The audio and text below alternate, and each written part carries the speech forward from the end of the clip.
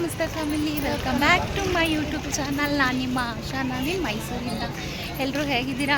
ಎಲ್ಲ ಚೆನ್ನಾಗಿದ್ದೀರಾ ಅಂತ ಭಾವಿಸ್ತೀನಿ. ನಾನು ಕೂಡ ತುಂಬಾ ಚೆನ್ನಾಗಿದ್ದೀನಿ.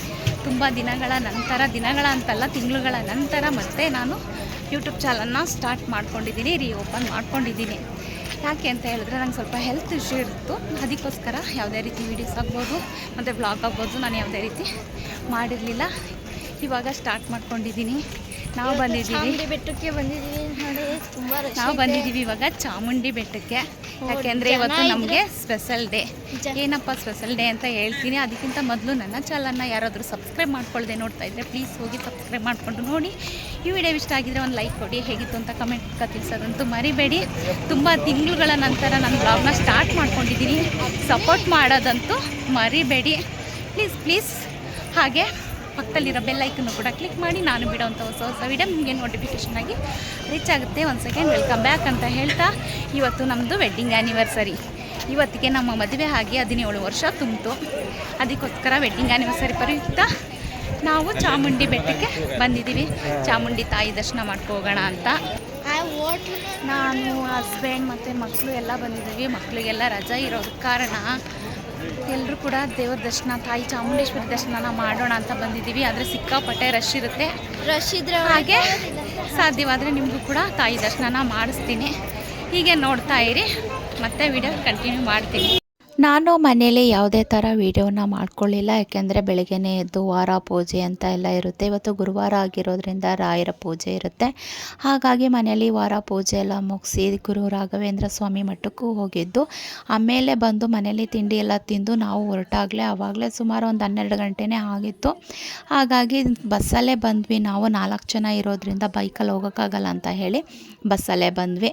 ಪೂಜೆ ದರ್ಶನ ಎಲ್ಲನೂ ಮಾಡ್ಕೊಳ್ಳೋಣ ಅಂತ ಹೇಳಿ ಫಸ್ಟಿಗೆ ನಾವು ಊಟಕ್ಕೆ ಹೋದ್ವಿ. ಯಾಕೆ ಅಂತ ಹೇಳಿದ್ರೆ ನಾವು ಹೋಗಿದ್ದೆ ಮಧ್ಯಾಹ್ನ ಆಗಿತ್ತು. 2 ಗಂಟೆಗೆಲ್ಲ ದೇವಸ್ಥಾನ ಕ್ಲೋಸ್ ಅಂತ ಹೇಳಿದ್ರು. ಫಸ್ಟು ಊಟಕ್ಕೆ ಹೊರಟೋಗೋಣ, ಆಮೇಲೆ ಬೇಕಾದರೆ ದೇವ್ರ ದರ್ಶನ ಮಾಡೋಣ ಅಂತ ಹೇಳಿ ಪ್ರಸಾದಕ್ಕೆ ನಾವು ಹೋದ್ವಿ. ಪ್ರಸಾದ ಎಲ್ಲ ತಿಂದ್ಕೊಂಡು ಹೊರಗಡೆ ಬಂದ್ವಿ. ಪ್ರಸಾದ ಅಂತೂ ತುಂಬಾ ಚೆನ್ನಾಗಿತ್ತು. ಅಲ್ಲೂ ಕೂಡ ತುಂಬ ವಿಪರೀತ ರಶ್ ಇತ್ತು. ಆದರೂ ಕೂಡ ಪರವಾಗಿಲ್ಲ, ಸ್ವಲ್ಪ ಹೊತ್ತು ವೇಟ್ ಮಾಡಿ ಆಮೇಲೆ ಹೋದ್ರಾಯ್ತು ಪ್ರಸಾದಕ್ಕೆ ಅಂತ ಹೇಳಿ ಅಲ್ಲೂ ಕೂಡ ಒಂದು ಅರ್ಧ ಗಂಟೆ ವೇಟ್ ಮಾಡಿದ್ವಿ. ಆಮೇಲೆ ಪ್ರಸಾದ ಕೊಟ್ಟರು, ತುಂಬಾ ಚೆನ್ನಾಗಿತ್ತು. ಪಾಯಸ, ಅನ್ನ, ಸಾಂಬಾರು, ದೇವ್ರ ಪ್ರಸಾದ ಎಲ್ಲ ತಿಂದ್ಕೊಂಡು ಮತ್ತೆ ನಾವು ದೇವಸ್ಥಾನಕ್ಕೆ ಹೋದ್ವಿ. ಅಲ್ಲಂತೂ ವಿಪರೀತ ರಶ್ ಇತ್ತು. ಏನು ಮಾಡೋದು ಅಂತಲೇ ಗೊತ್ತಾಗ್ತಿರ್ಲಿಲ್ಲ. ಆಗ ನವೀನ್ ಅಂದರು, ಇಲ್ಲ ಹೊರಗಡೆನೇ ದೇವ್ರ ದರ್ಶನ ಮಾಡ್ಕೊಬಿಡೋಣ, ದೇವ್ರ ದರ್ಶನ ಮಾಡಿಕೊಂಡು ಆಮೇಲೆ ಬೇಕಾದರೆ ಇನ್ನೊಂದು ದಿನ ಬರೋಕ್ಕಾಯ್ತದೆ ಅಂತ ಹೇಳಿದ್ರು. ಆದರೆ ನಾನು ಇಷ್ಟು ದೂರ ಬಂದು ಒಳಗಡೆ ಹೋಗಿ ದೇವಿ ದರ್ಶನ ಮಾಡಲಿಲ್ಲ ಅಂದರೆ ಹೇಗೆ ಅಂತ ಬೇಜಾರಾಗ್ತಾಯಿತ್ತು. ಅಷ್ಟರಲ್ಲಿ ನವೀನ್ಗೆ ಪರಿಚಯದವರು ಫ್ರೆಂಡ್ ಸಿಕ್ಕಿದ್ರು. ನಾವು ಟಿಕೆಟ್ ತಗೊಂಡಿದ್ದೀವಿ, ನಮಗೆ ಫ್ರೀ ಇರುತ್ತೆ ಬನ್ನಿ ಹೋಗೋಣ ಅಂತ ಹೇಳಿದ್ರು. ಸರಿ ಆಯಿತು, ಹೆಂಗೋ ಸದ್ಯ ಆ ತಾಯಿ ದರ್ಶನ ಮಾಡ್ಬೋದಲ್ಲ ಅಂತ ಹೇಳಿ ಹಂಗೆ ಅಂದ್ಕೊಂಡು ಒಳಗಡೆ ನಾವು ಹೋದ್ವಿ. ದೇವರಂತೂ ನೋಡೋಕ್ಕಂತೂ ತುಂಬಾ ಚೆನ್ನಾಗಿತ್ತು. ಯಾವುದೇ ಥರ ವೀಡಿಯೋ ಆಗಲಿ, ಅಲ್ಲಿ ಯಾವುದೇ ಥರ ಫೋಟೋ ಆಗಲಿ ತೆಗಿಯೋಂಗಿಲ್ಲ ಅಂತ ಅಲ್ಲೇ ಬೋರ್ಡಲ್ಲಿ ಹಾಕ್ಬಿಟ್ಟಿರ್ತಾರೆ. ನಾವು ಇಲ್ಲಿ ಮುಂಭಾಗದಲ್ಲಿ ಮಾತ್ರ ಎಂಟ್ರೆನ್ಸಲ್ಲಿ ಏನು ಕಾಣುತ್ತೆ ಅದನ್ನು ಮಾತ್ರ ವೀಡಿಯೋ ಮಾಡಿಕೊಂಡೆ. ಯಾಕೆ ಅಂತ ಹೇಳಿದ್ರೆ ಅಷ್ಟೊಂದು ರಶ್ ಇತ್ತು ಅವತ್ತು, ಜನ ಜಾಸ್ತಿ. ಯಾಕೆ ಅಂತ ಹೇಳಿದ್ರೆ ಕಾರ್ಮಿಕರ ದಿನಾಚರಣೆ ಇರೋದ್ರಿಂದ ಅವತ್ತು ರಜಾ, ಎಲ್ಲ ಗೌರ್ಮೆಂಟ್ ಆಗಿರ್ಬೋದು, ಕೆಲವರು ಪ್ರೈವೇಟ್ಗೂ ಕೂಡ ರಜಾ ಕೊಟ್ಟಿದ್ದರು. ಹಾಗಾಗಿ ಎಲ್ಲ ಕಡೆಯಿಂದ ಭಕ್ತಾದಿಗಳು ಬಂದಿರೋದ್ರಿಂದ ರಶ್ ಅಂದರೆ ವಿಪರೀತ ರಶ್ ಇತ್ತು. ಆದರೂ ಪರವಾಗಿಲ್ಲ ಅಂತ ಹೇಳಿ ನಾವು ಡೈರೆಕ್ಟ್ ದರ್ಶನ ಮಾಡೋಕ್ಕೆ ಹೋದರೂ ಕೂಡ ಅಲ್ಲೂ ಕೂಡ ದೇವಸ್ಥಾನದೊಳಗಡೆ ಹೋಗೋಕ್ಕೆ ತುಂಬಾ ರಶ್ ಇತ್ತು. ದೇವ್ರ ದರ್ಶನ ಎಲ್ಲ ಮಾಡಿಕೊಂಡು ಒಳಗಡೆ ಅಲ್ಲಿ ಚಾಮುಂಡೇಶ್ವರಿ ವಿಗ್ರಹನ ಕೂರಿಸಿದ್ದಾರಲ್ಲ, ಅದೊಂದು ಕ್ಲಿಪ್ಪಿಂಗಾಗಿ ತೊಗೊಂಡೆ. ಅದನ್ನು ನೋಡೋಕ್ಕಂತೂ ತುಂಬಾ ಚೆನ್ನಾಗಿತ್ತು.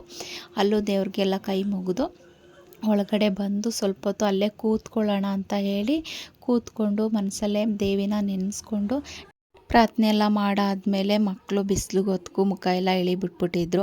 ಸರಿ ಆಯಿತು, ಇವಾಗೇನು ಮುಗೀತಲ್ಲ ದೇವ್ರ ದರ್ಶನ ಎಲ್ಲ, ಪ್ರಸಾದ ಎಲ್ಲ ತಗೊಂಡು ಹೊರಗಡೆ ಹೋಗೋದಷ್ಟೇ ಅಂತ ಹೇಳಿದ್ರು ಮಕ್ಕಳಿಗೆ.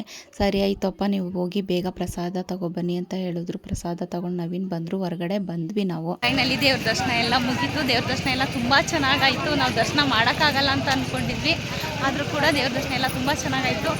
ಇವಾಗ ಹೊರಡ್ತಾ ಇದ್ದೀವಿ. ಮಕ್ಳು ಏನಾದರೂ ಕೇಳಿದ್ರೆ ಕೊಡಿಸ್ಬಿಟ್ಟು ಹೊರಡ್ತೀವಿ ಅಷ್ಟೇ. ಮನೆಗೆ ಹೋದ್ಮೇಲೆ ವಿಡಿಯೋ ಕಂಟಿನ್ಯೂ ಮಾಡ್ತೀವಿ. ಬೇಡ ಬೇಡ, ಏನು ಬೇಡ ಕಣಪ್ಪ.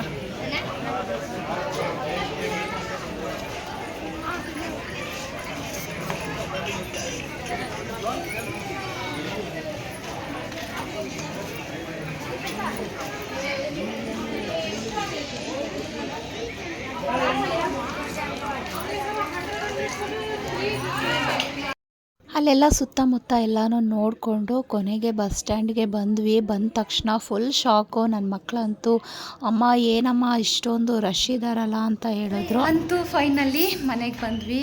ತುಂಬ ರಶ್ ಇತ್ತು. ಬಸ್ಸಲ್ಲಂತೂ ಹತ್ತಕ್ಕೆ ಜಾಗ ಇರಲಿಲ್ಲ, ಸೀಟು ಕೂಡ ಸಿಗ್ತಿರ್ಲಿಲ್ಲ. ಹಾಗೂ ಹೀಗೋ ಮಾಡಿ ಆ ರಶಲ್ಲೂ ಕೂಡ ಮನೆಗೆ ಬಂದು ತಲುಪಿದ್ವಿ. ಟೈಮ್ ಬಂದು 7 ಗಂಟೆ ಹತ್ತತ್ರ ಆಗ್ತಾಯಿದೆ. ಈಗ ಸ್ವಲ್ಪ ಕೂತ್ಕೊಂಡು ರಿಲ್ಯಾಕ್ಸ್ ಮಾಡಿಕೊಂಡು ಸ್ವಲ್ಪ ಫ್ರೆಶ್ ಅಪ್ ಆಗಿ ಹೊರಗಡೆ ಹೋಗೋಣ ಅಂತ ಅಂದ್ಕೊಂಡಿದ್ದೀವಿ. ಏನಾದರೂ ತಿನ್ಕೊಬರೋಣ ಅಂತ. ಹೋಟೆಲ್ಗೇನು ಹೋಗಲ್ಲ, ಇಲ್ಲೇ ಏನಾದರೂ ಫಾಸ್ಟ್ ಫುಡ್ಡು ಆ ಥರ ಏನಾದರೂ ತಿನ್ಕೊಬರೋಣ ಎಲ್ಲ ಹೋಗಿ ಅಂತ ಅನ್ಕೋತಾ ಇದ್ದೀವಿ. ಈ ಫಸ್ಟು ಕೂತ್ಕೊಂಡು ಸ್ವಲ್ಪ ಹೊತ್ತು ರೆಸ್ಟ್ ಮಾಡೋಣ, ಆಮೇಲೆ ನಿಮಗೆ ಸಿಗ್ತೀನಿ. ಆವಾಗಲೇ ಹೇಳಿದ್ನಲ್ಲ, ಎಲ್ಲ ಹೊರಗಡೆ ಹೋಗ್ತೀವಿ ತಿನ್ನೋಕ್ಕೆ ಅಂತ. ಇಲ್ಲೇ ಫಾಸ್ಟ್ ಫುಡ್ಡಲ್ಲಿ ಪಾನಿಪುರಿ, ಗೋಬಿ ಈ ಥರ ಏನಾದರೂ ತಿನ್ಕೊಬಿಡೋಣ, ಸ್ನ್ಯಾಕ್ಸ್ ಐಟಮ್ಸ್ ಅಂತ ಹೋಗ್ತಾ ಇದ್ದೀವಿ. ಯಾರು ಕೂಡ ಊಟ ಏನು ಬೇಡ, ಏನಾದರೂ ಸೈಡ್ ತಿನ್ಕೊಬರೋಣ ಅಂತ ಹೇಳಿದ್ರು. ಅದಕ್ಕೋಸ್ಕರ ಎಲ್ಲ ಹೋಗ್ತಾ ಇದ್ದೀವಿ. ಎಲ್ಲ ಹೋಗ್ತಾ ಇದ್ದೀವಿ. ಹಾಯ್ ಮಾಡಿ ಎಲ್ಲ. ಹಾಯ್ ಎಲ್ಲ ಪುಟ್ಟ ಹಾಯ್ ಮಾಡ್ತಾ ನೋಡಿ. ತುಂಬ ದಿನಗಳಾಗಿದೆ ಅವ್ನು ನೋಡಿ ಹಾಯ್ ಮಾಡ್ತಾವನೆ. ಇವಾಗೆಲ್ಲ ಹೊರಡ್ತೀವಿ. ಯಾರ್ಯಾರು ಏನೇನು ತಿಂತಾರೆ ಅಂತ ವಿಡಿಯೋ ಮುಖಾಂತರ ನಿಮಗೂ ತೋರಿಸ್ತೀವಿ. ಫಾಸ್ಟ್ ಫುಡ್ ಬಂದಿದ್ದೀವಿ. ಎಲ್ಲ ಕೂಡ ಮಸಾಲ ಪುರಿ ಆರ್ಡ್ರ್ ಮಾಡಿದ್ದಾರೆ. ಎಲ್ಲ ಕೂತ್ಕೊಂಡು ಆರಾಮಾಗಿ ಕಾಯ್ತಾ ಇದ್ದಾರೆ. ಪುಟ್ಟು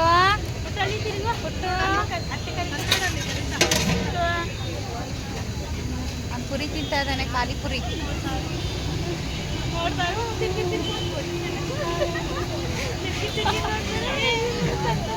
ಅಂತವನು ಫೋಟೋ ಪೋಸ್ಟ್ ಚೆನ್ನಾಗಿ ಕೊಡ್ತಾರೆ. ಫೋಟೋ ಪೋಸ್ಟ್ ಚೆನ್ನಾಗಿ ಕೊಡ್ತೀಯಲ್ಲ ನೀನು.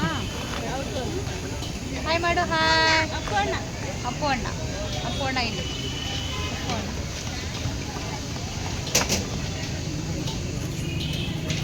ಮಸಾಲ ಪುರಿ ಬಂತು ಅಂದ ತಕ್ಷಣ ತಿನ್ನೋದ್ರಲ್ಲಿ ನೋಡಿ ಫ್ರೆಂಡ್ಸ್ ಎಲ್ಲ ಬಿಸಿ ಆಗೋಗೋರೆ. ಹೆಂಗೈತವ? ಹಾಂ ಪುಟ್ಟು ಹೆಂಗೈತೆ? ಸೂಪರ್. ಹೆಂಗವ?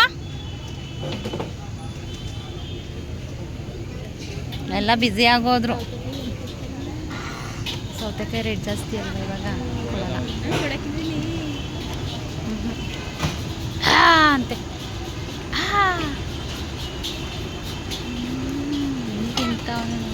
ನಾನು ಪಾನಿಪುರಿ ಹೇಳ್ಕೊಂಡಿದ್ದೀನಿ, ಮಸಾಲ ಬೇಡ ಅಂತ ಹೇಳಿ ಪಾನಿಪುರಿಗೆ ಹೇಳ್ಕೊಂಡಿದ್ದೀನಿ. ಇನ್ನೂ ಬಂದಿಲ್ಲ ಪಾನಿಪುರಿ.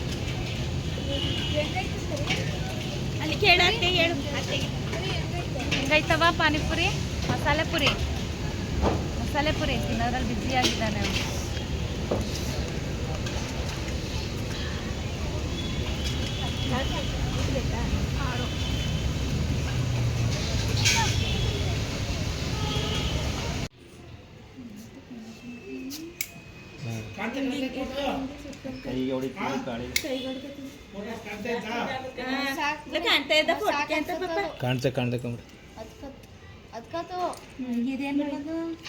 ಕಟ್ ಮಾಡಿ ಕೇಕ್ ಕಟ್ ಮಾಡಿ. Happy anniversary.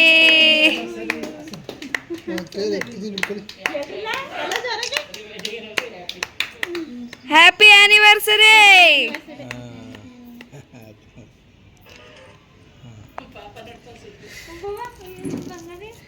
ಫೋಟೋ ತೆಗಿತೀನಿ ಕೊಡು ತಾತ, ಇಲ್ಲಿ ನಿಂದು ಚೆನ್ನಾಗಿ ಬರ್ತಿದೆ.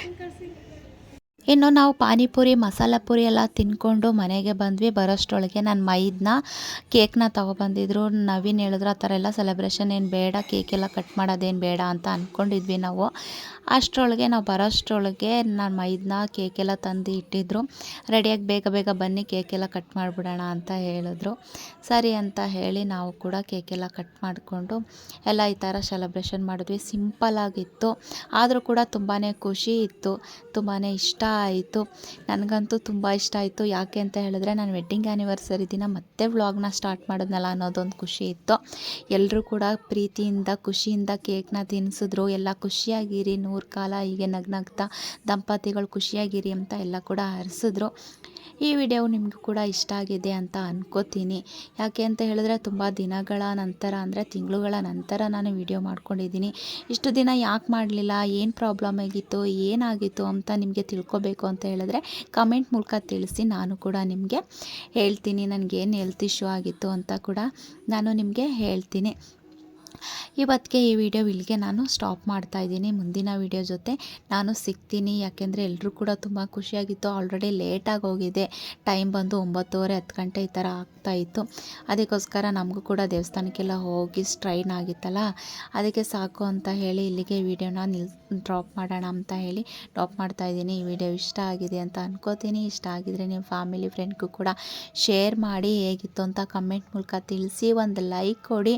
ನಮ್ಮ ಅಕ್ಕಪಕ್ಕ ಎಲ್ಲ ಕೂಡ ನಮ್ಮನ್ನ ಅಷ್ಟೇ ಇಷ್ಟಪಡ್ತಾರೆ. ಅವರು ಕೂಡ ಹಿಂಸೆಯಿಂದ ನೀನು ವ್ಲಾಗ್ನ ಸ್ಟಾರ್ಟ್ ಮಾಡು ಅಂತ ಎಲ್ಲರೂ ಕೂಡ ಹೇಳಿದ ಕಾರಣ ನಾನು ವ್ಲಾಗ್ನ ಮತ್ತೆ ಸ್ಟಾರ್ಟ್ ಮಾಡಿದ್ದು. ಎಲ್ಲರೂ ಕೂಡ ಇಷ್ಟಪಟ್ಟು ಖುಷಿಪಟ್ಟು ಎಂಜಾಯ್ ಮಾಡಿದ್ವಿ. ಈ ಖುಷಿ ಸದಾಕಾಲ ಹೀಗೆ ಇರಲಿ ಅಂತ ನೀವು ಕೂಡ ಹಾರೈಸಿ ಅಂತ ಕೇಳ್ಕೊತಾ, ಈ ಆಶಾ ನವೀನ್ ವ್ಲಾಗ್ನ ನೀವು ಕೂಡ ಸಪೋರ್ಟ್ ಮಾಡಿ ಅಂತ ಕೇಳ್ಕೊತಾ ಮತ್ತೆ ಮುಂದಿನ ವ್ಲಾಗ್ ಜೊತೆ ಸಿಗ್ತೀನಿ. ಅಲ್ಲಿವರೆಗೂ ಕೂಡ ಎಲ್ರಿಗೂ ಕೂಡ ಟೇಕ್ ಕೇರ್, ಬಾಯ್ ಬಾಯ್. ಎಲ್ರಿಗೂ ಗುಡ್ ನೈಟ್ ಹೇಳ್ತಾ ಇವತ್ತಿನ ವೀಡಿಯೋನ ಇಲ್ಲಿಗೆ ಸ್ಟಾಪ್ ಮಾಡ್ತೀನಿ. ಮುಂದೆ ಇನ್ನೂ ಚಂದ ವಿಡಿಯೋಗಳನ್ನ ಕೊಡ್ತೀನಿ ಅಂತ ನಿಮಗೆ ಭರವಸೆ ನೀಡ್ತೀನಿ. ಬಾಯ್ ಬಾಯ್.